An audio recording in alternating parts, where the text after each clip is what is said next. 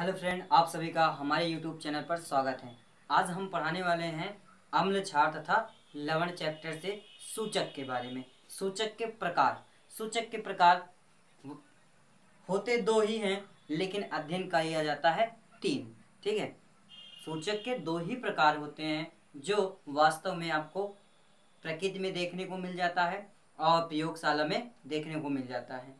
तो यही दो सूचक होते हैं। बाकी उन्हीं दो सूचकों से ही एक गंधीय सूचक भी उत्पन्न हुआ है। चलिए देखते हैं क्रमवाइज से सूचक के प्रकार। सूचक के प्रकार यहाँ पे आया है प्राकृतिक सूचक और कृत्रिम यानी संश्लेषित सूचक। कृत्रिम का मतलब कि जो साइंटिस्ट के द्वारा बनाया गया है, प्रयोगशाला में बनाया गया है। और इन्हीं दोनों सूचकों से मिल करके एक और नए सूचक का निर्माण हुआ जिसे गंधीय सूचक कहते हैं। इन्हीं दोनों सूचकों से ही उत्पन्न हुआ है, इसलिए इसे भी सूचक के रूप में गिना जा रहा है, लेकिन होता नहीं है।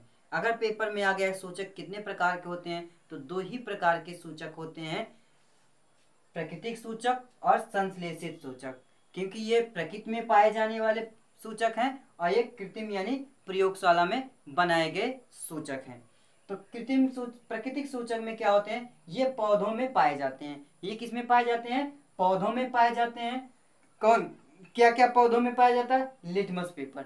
लिटमस पेपर भी पौधों में पाया जाता है।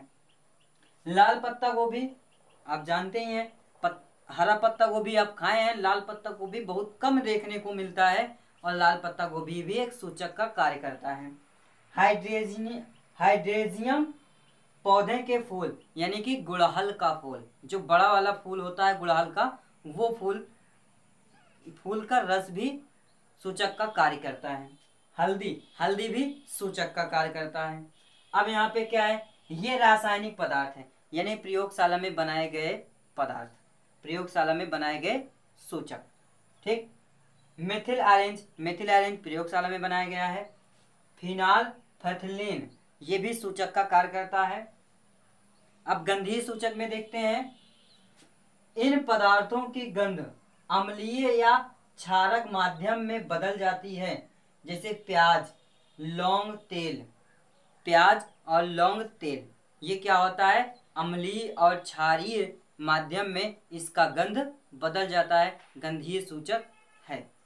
चलिए देखते हैं, पहले इसमें देखेंगे हम प्राकृतिक सूचक। प्राकृतिक सूचक में क्या है? प्राकृतिक सूचक का नाम है इधर। यहाँ पे रंग बदलेगा और किसमें? गंधीय होगा कि नहीं होगा? अम्ल के साथ क्रिया करके रंग कैसा देगा और गंध होगा कि नहीं होगा। यहाँ पे रंग गंध क्षार के माध्यम में रंग कैसा होगा, गंध कैसा होगा, ये देखते हैं। तो लिटमस क्या होता है? अम्ल में लाल हो जाता है और क्षार में नीला हो जाता है। लाल पत्ता गोभी का रस कैसा होता है? अम्ल में लाल होगा, क्षार में हरा हो जाएगा।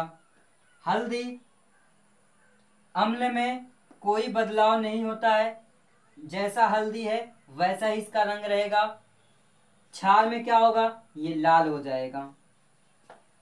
हाइड्रेजियम के फूल का रस यानी गुड़हल के फूल का रस अम्ल के साथ होगा तो नीला कर देगा और क्षार के साथ होगा तो गुलाबी हो जाएगा।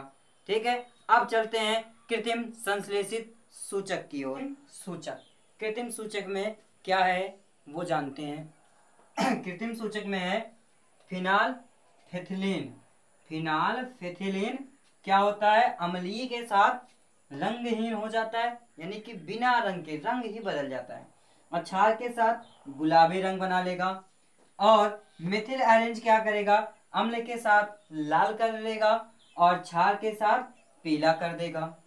अब गंधीय सूचक क्या है?